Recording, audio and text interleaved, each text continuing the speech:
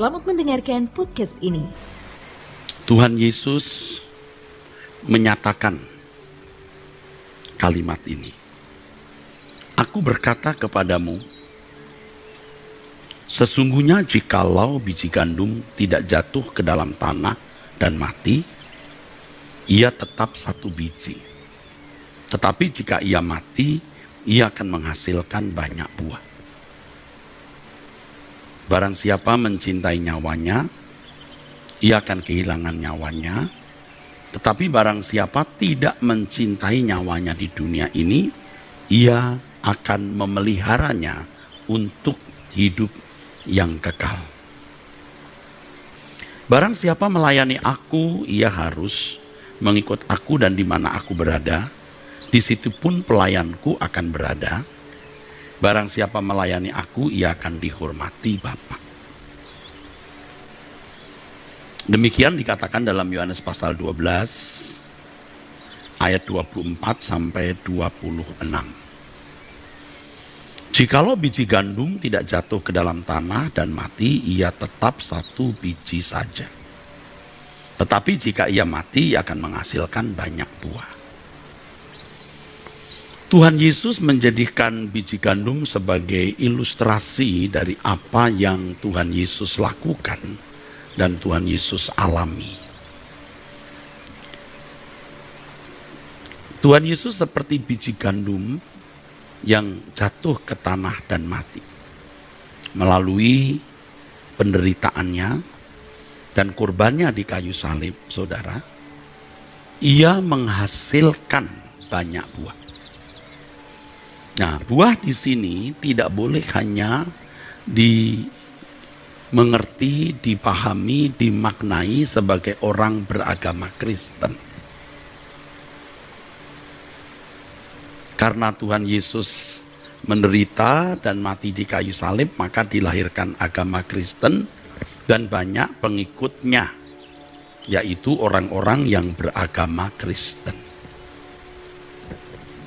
Jika pengertian seseorang hanya demikian, saudaraku, itu salah. Itu sangat dangkal. Pemikiran yang meleset. Tentu buah yang dihasilkan oleh Tuhan Yesus karena kurban atau akibat atau buah kurbannya di kayu salib bukan sekedar menciptakan orang-orang beragama, yaitu orang-orang yang beragama Kristen. Nah, kalau kita membaca ayat berikutnya, barang siapa mencintai nyawanya, ia akan kehilangan nyawanya. Tetapi barang siapa tidak mencintai nyawanya di dunia ini, ia akan memeliharanya untuk hidup yang kekal. Nah, di sini saudara-saudaraku, kita harus mengerti apa yang dimaksud menerima Yesus sebagai juru selamat. Banyak orang Kristen yang tidak mengerti apa yang dimaksud dengan menerima Yesus. Ya. Biasanya orang terpaku pada Yohanes pasal 1 ayat 12 dan 13 yang menerimanya diberi kuasa supaya menjadi anak Allah. Menerima siapa, saudara? Ingat, di dalam ayat itu menerima logos, menerima hikmat. Dan kalau orang mau mengerti bagaimana hikmat itu, Yesuslah yang mengajarkan hikmat dan memperagakan hikmat Allah. Jadi menerima Yesus itu menerima hikmatnya. Menerima Yesus berarti mengenakan hidup Yesus yang memperagakan hikmat Allah tersebut. Jadi sebenarnya banyak orang Kristen yang belum menerima Yesus. sangatlah mudah untuk menjadi orang beragama Kristen. Dan sangatlah mudah mewariskan agama Kristen dari generasi ke generasi.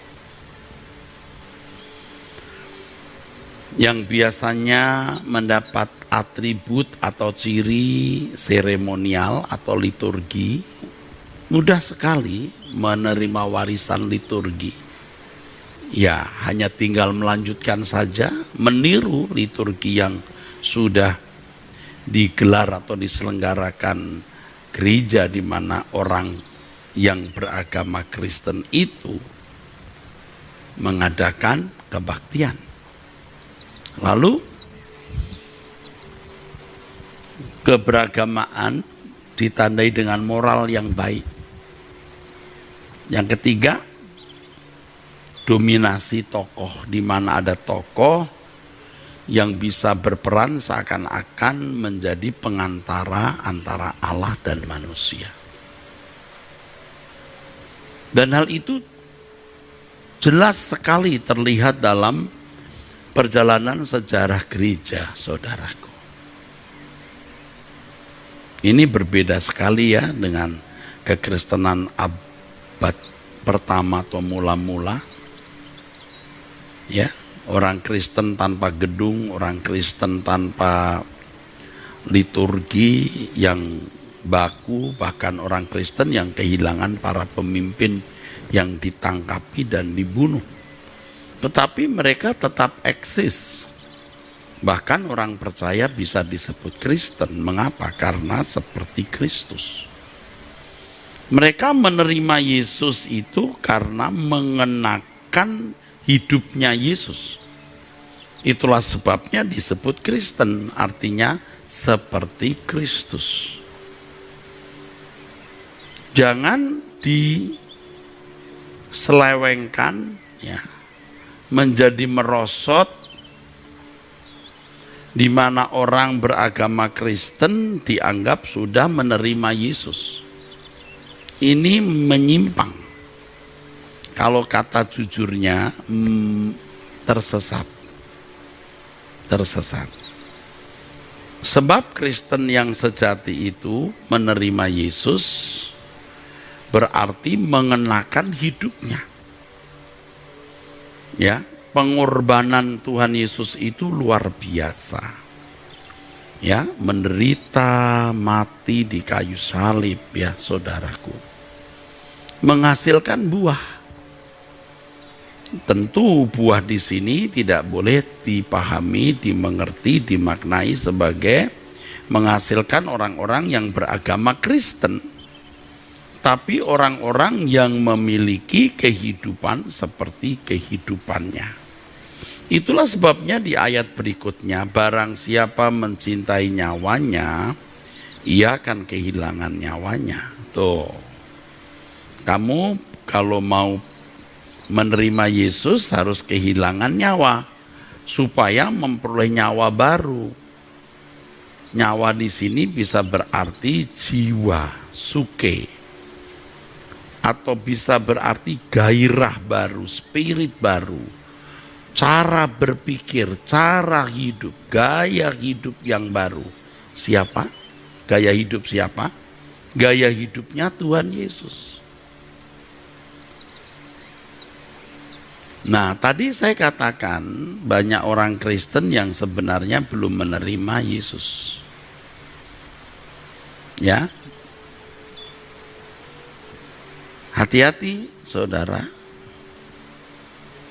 Saudara bisa ditolak. Saudara bisa ditolak oleh Tuhan. Ingat yang diterima Tuhan, Matius 7 ayat 21 sampai 23, orang yang melakukan kehendak Bapa. Nah, itulah gaya hidupnya Tuhan Yesus, cara hidupnya Tuhan Yesus. Jadi kalau orang benar-benar menerima Yesus itu menerima hidupnya. Tuhan Yesus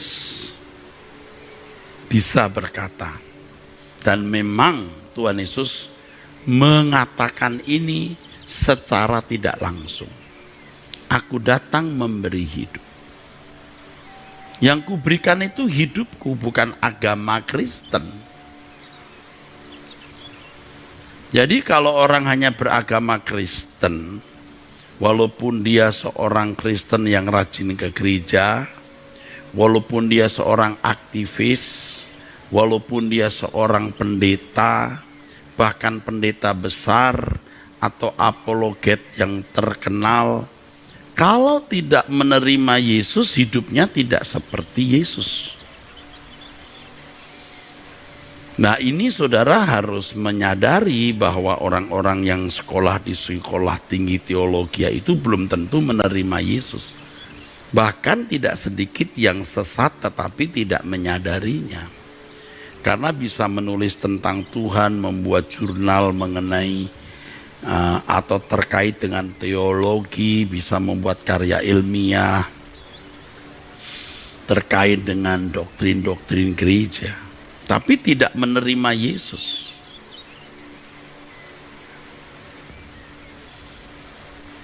Saudara, karena saya ada di lingkungan itu dan saya juga menjadi pelaku, saya mengerti sekali hal ini.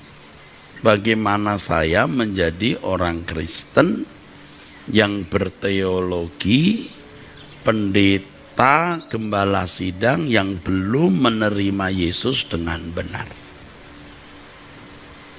Jadi waktu kita baru menjadi Kristen, Tuhan masih mentolerir waktu kita memahami bahwa menerima Yesus artinya percaya Dia Yesus Tuhan dan Juru Selamat.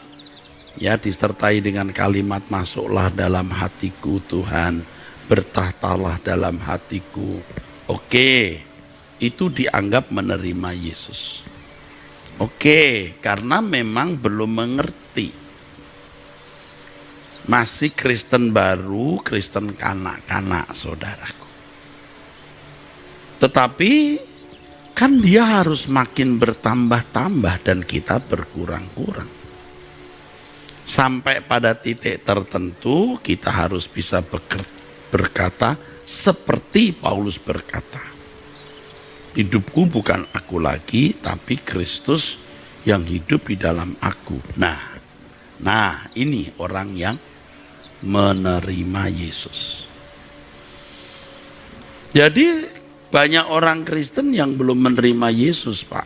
Iya, jangankan jemaat, aktivis gereja, majelis, pendeta, atau seorang yang mengaku apologet hebat, atau orang yang bisa berdebat mengaku apologet melawan agama lain, ya, di media-media sosial itu belum tentu dia menerima Yesus. Belum tentu dia sudah menerima Yesus. Saya mengatakan ini tidak sedang menyerang siapa-siapa, ya. Tadi sudah saya katakan saya pelaku dari seorang yang merasa sudah menerima Yesus padahal belum. Jadi ketika mulai mengerti kebenaran ini, saya harus mengejar ketinggalan saya. Nyaris tidak terkejar. Mengapa? Sudah terlalu kuat daging kita ini. Aduh, 5 menit sadar, apalagi waktu berkhotbah di gereja sedang berdoa. Sadar ini salah kalau dipuaskan. Tapi turun dari mimbar dalam kehidupan setiap hari, meleset saudara. Seakan-akan Tuhan tidak ada. Kita mau menggunakan mulut kita bicara apa, bicara mau mengingini apa, kita mau dipuaskan. Kita lupa kalau kita ditebus oleh Tuhan Yesus itu berarti kita dimiliki Dia. Seantero seluruh hidup kita milik Tuhan. Makanya di dalam 1 Korintus 6 ayat 19 dan 20 itu dikatakan bahwa tubuhmu bait Roh Kudus. Roh Kudus ya, yang kamu terima dari Allah. dan bahwa kamu bukan milik kamu sendiri. Oleh sebab itu, muliakanlah Allah dengan tubuhmu. Jadi memang tubuh kita menjadi tempat dan juga alat Tuhan dimuliakan. Tidak ada bagian kita lagi. Nah, salahnya kita itu karena sudah terlanjur merekam hawa nafsu di daging kita, di jiwa kita. Kita masih suka terpuruk. Tetapi bersyukur kalau kita sadar kesalahan kita tersebut, karena kita tidak mau kehilangan nyawa namanya. Aku mau senang, aku mau memuaskan diri saya dengan hal ini, hal itu. Ya. Itu tidak mau kehilangan nyawa, tidak mau tersinggung, ya, tidak mau dilukai. Kalau dilukai mau membalas melukai, mau menjadi terhormat, tidak terima dirinya diperlakukan menurut dirinya semena-mena lalu memberontak atau bereaksi. Itu kita, itu saya maksudnya. Nah, ketika kita sadar akan kesalahan tersebut, kita mau mencintai Tuhan. Dan mencintai Tuhan itu kan keputusan, saudara. Itu pilihan.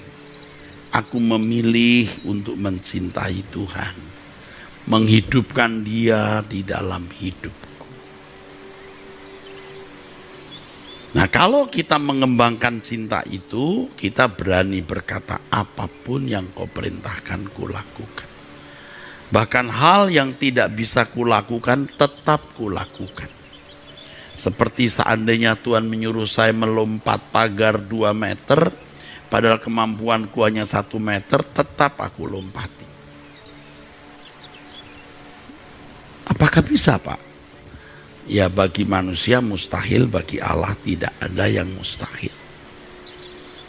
Saudara pernah mencintai seseorang dan begitu cintanya sampai Anda bisa berkata, apapun yang kau ingini, aku lakukan. Apapun yang bisa membahagiakan engkau, kuberikan. Mengapa kita tidak berbuat begitu untuk Tuhan? Kehilangan nyawa. Rela kehilangan nyawa. Ini keagungan, saudara. Jadi Bapak Ibu, saudara-saudaraku sekalian, kematian Yesus di kayu salib menghasilkan buah. Buah itu adalah orang-orang yang memperagakan hidupnya. Orang yang mengenakan hidupnya. Menerima Yesus artinya menerima hidupnya di dalam. Menerima Yesus artinya menerima hidup Yesus, gaya hidup, cara hidup Yesus di dalam hidupnya. Kalau tidak begitu, belum menerima Yesus. Belum. Nah, kita mengoreksi diri. Seberapa kita sudah benar-benar rela kehilangan nyawa, ya. Seberapa kita berani tidak mencintai nyawa kita.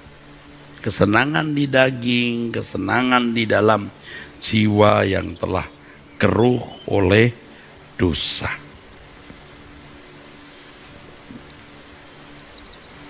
Jangan sampai saudara meninggal dunia, lalu saudara tidak dikenal oleh Tuhan. Sebab banyak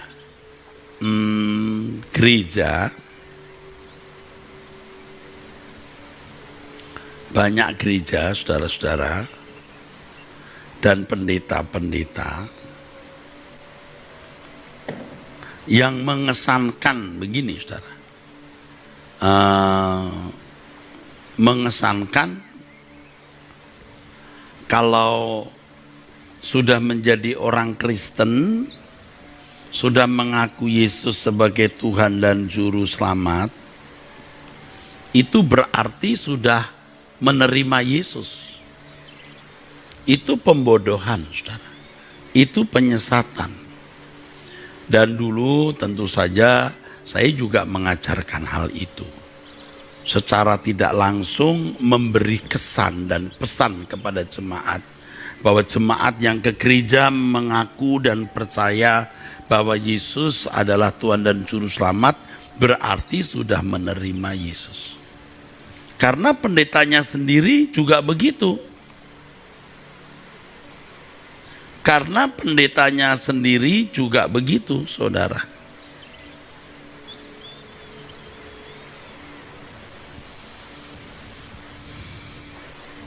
Saya ingatkan, kalau kita sudah terlanjur menjadi tua, ya, lalu irama jiwa kita sudah terlanjur seirama dengan dunia, dan sudah terbiasa memuaskan keinginan diri sendiri, mungkin tidak pernah bisa menerima Yesus lagi. Tidak akan pernah bisa. Bukan berarti dia menjadi bejat, bukan berarti orang seperti ini menjadi rusak.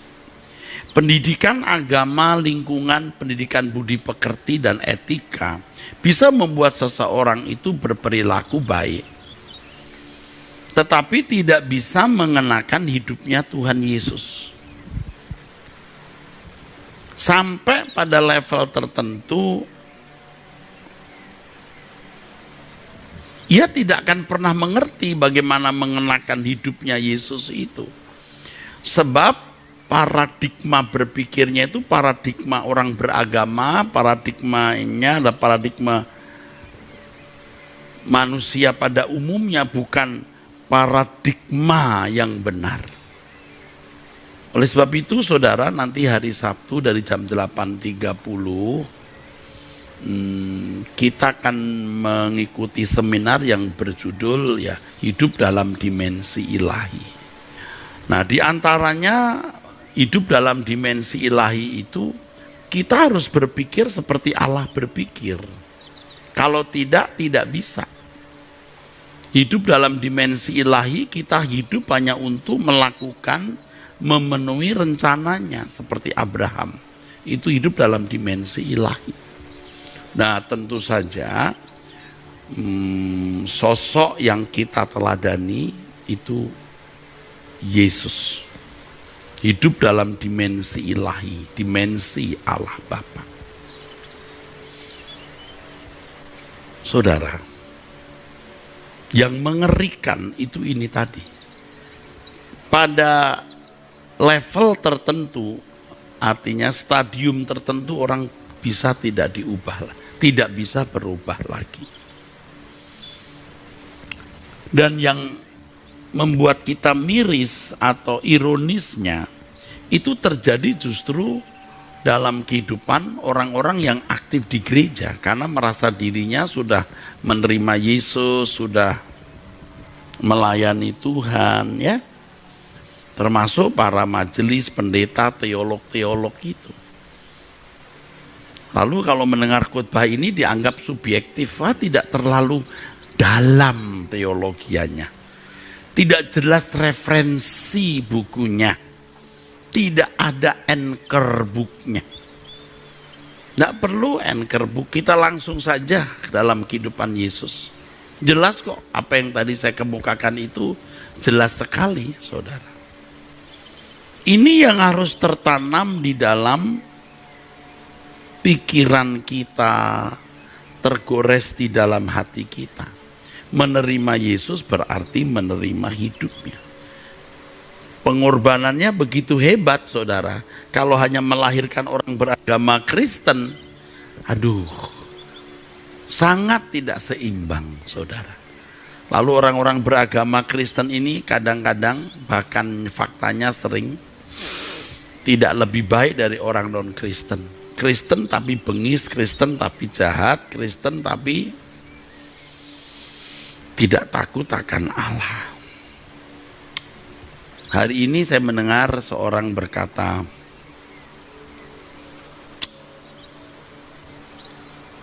orang dekat saya ini Pak Kristen dari kecil, tapi dia berkata, saya mati masuk neraka juga enggak apa-apa kok. Nah, karena hidupnya memang tidak benar, diingatkan malah marah dan berkata, Enggak apa-apa, saya mati masuk neraka. Dia tambahkan kata hari ini kalau saya mati, saya masuk neraka, pakai kata hari ini, saya ingat saya. Hari ini kalau saya mati masuk neraka, enggak apa-apa. Coba saudara. Coba saudara. Bisa begitu. Ya. Apalagi kalau orang sudah bisa membuat penjelasan mengenai Tuhan, begono begini, punya kesaksian pelayanan. Oh, sudah pelayanan loh, sudah masuk daerah pedalaman.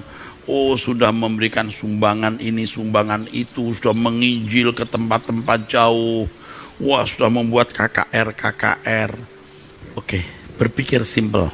Apakah engkau mengenakan hidupnya Yesus hari ini?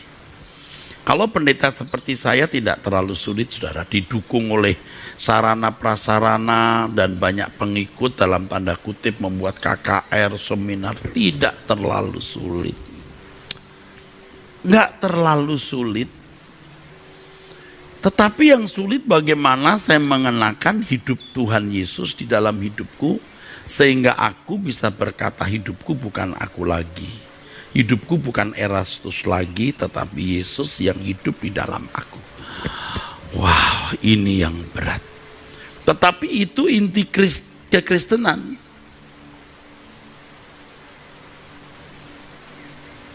Kalau kita mencintai Tuhan Yesus yang rela mengorbankan nyawanya demi kita, kita rela loh saudaraku mengikuti jejaknya. Coba, dengan apa kita mau balas kebaikan Tuhan kalau tidak demikian? Inilah kehormatan hidup sebagai orang percaya, di mana Roh Kudus melatih kita.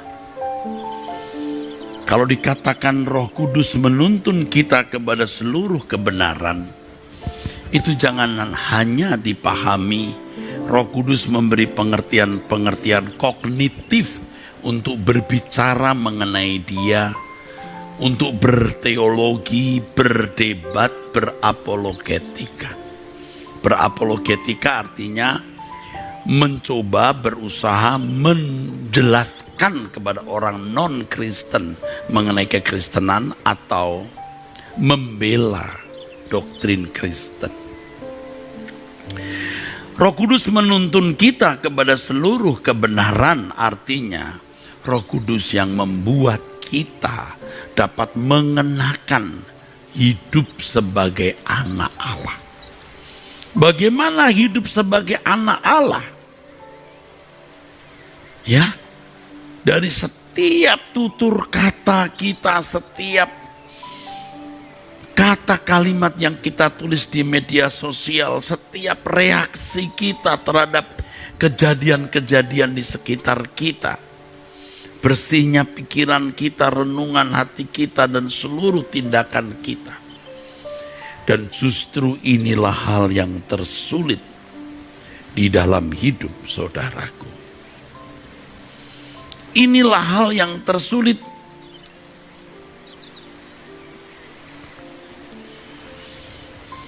Tidak sulit untuk menjadi orang Kristen, menjadi pendeta, menjadi aktivis gereja. Tidak sulit. Sulitnya adalah ketika kita mengenakan hidup Tuhan Yesus. Jadi yang namanya percaya Yesus atau beriman itu hidup dalam penurutan terhadap kehendak Allah. Melakukan apapun yang Bapa di sorga ingini, apapun yang Bapa di sorga kehendaki.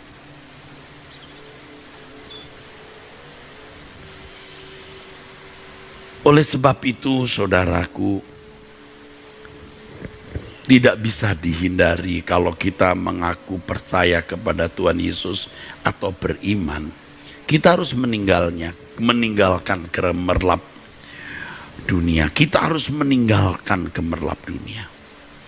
Anda tidak salah dipercayai memiliki rumah bagus, mobil bagus, uang banyak, dan segala kelengkapan fasilitas. Tapi jangan terikat di situ. Kalau saya katakan jangan disisakan, itu bukan berarti uang saudara harus diberikan ke gereja. Itu malah salah. Tetapi bagaimana hati kita tidak terikat dengan dunia ini, saudaraku. Jadi kalau kita mengerti kebenaran ini, kita tidak lagi mempersoalkan berapa persen yang harus kita berikan ke gereja. Sudah tidak lagi kita memusingkan persembahan buah sulung dan lain-lain. Uang itu masalah kecil. Ya memang barang siapa tidak setia dalam perkara kecil, ia tidak setia dalam perkara besar. Dan konteksnya Lukas pasal 16 itu adalah mengenai mamon memang. Mamon. Tapi bukan berarti kalau kita setia dalam perkara kecil atau soal uang selalu dikaitkan dengan persembahan uang ke gereja. Bukan hanya itu, tapi sikap kita terhadap harta dunia. Ayat yang luar biasa harus terus tetap diingat itu Filipi 2 ayat 5-7. Hendaklah kamu dalam hidupmu bersama menaruh pikiran dan perasaan yang terdapat juga dalam Kristus Yesus. Ya walaupun ya, dia anak Allah, dia melepaskan semua hak-haknya. Ini kebalikan dari Lucifer yang mau meraih apa yang bukan haknya. Yesus melepaskan hak untuk taat sampai mati, hidup dalam kedaulatan Allah. Maka dia sukses menjadi corpus delicti. Dan kita harus meneladani hidupnya. Supaya kita juga menjadi corpus delicti.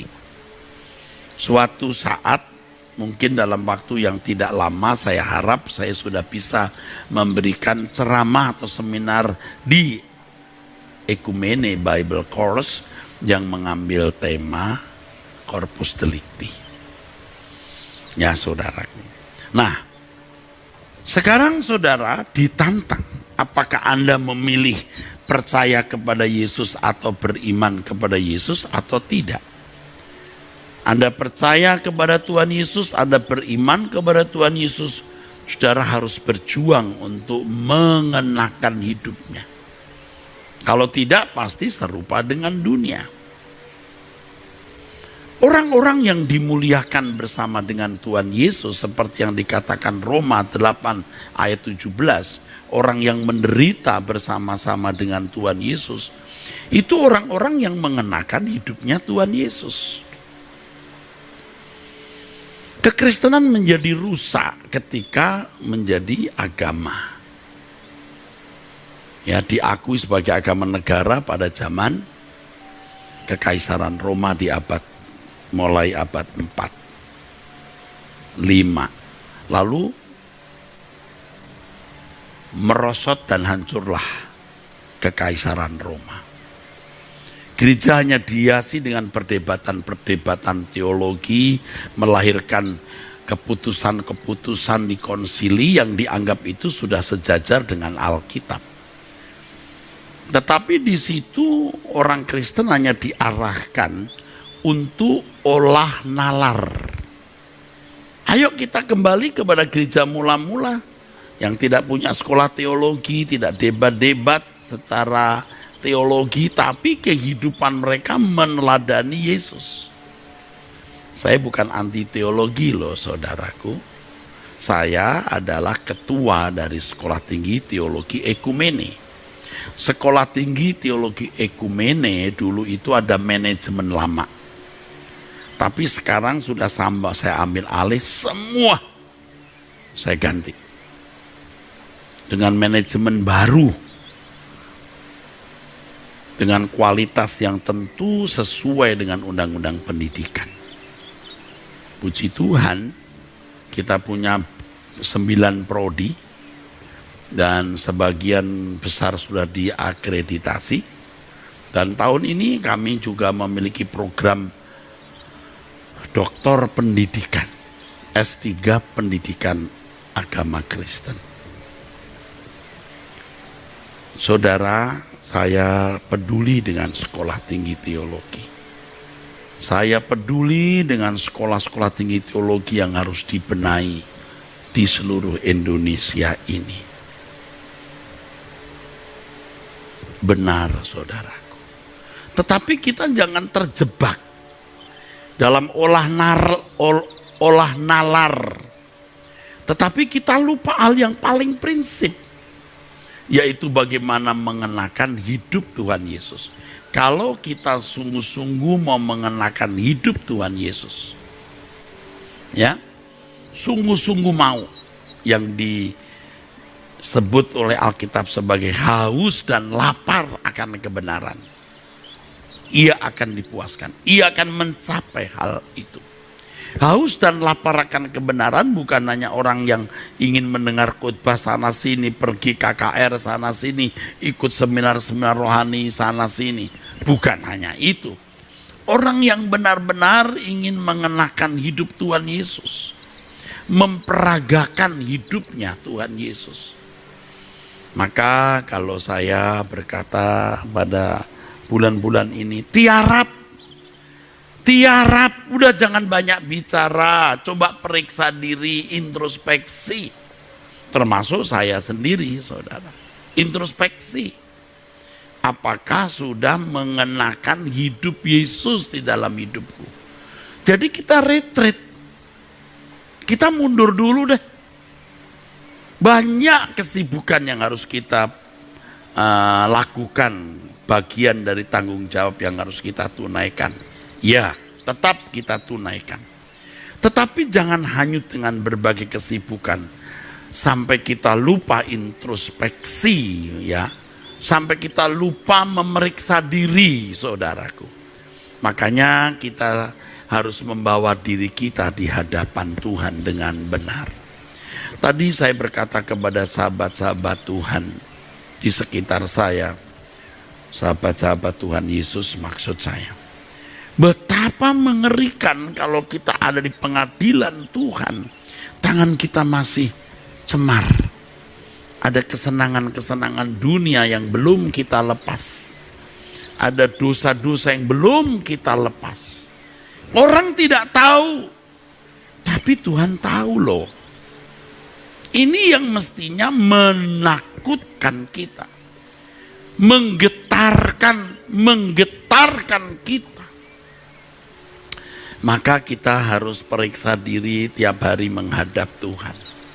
Kita koreksi diri, simulasi. Dan setiap pagi itu pasti ada tema-tema khusus. Hari ini mengenai berlindung kepada Tuhan, hari berikutnya mengenai koreksi diri, berikutnya mengenai doa syafaat. Ya, jadi sebelum kita melakukan segala sesuatu, kita berdoa. Dan khusus terkait dengan tema pemberitaan firman Tuhan ini. Ayo, kita menerima Yesus, berarti menerima hidupnya. Amin.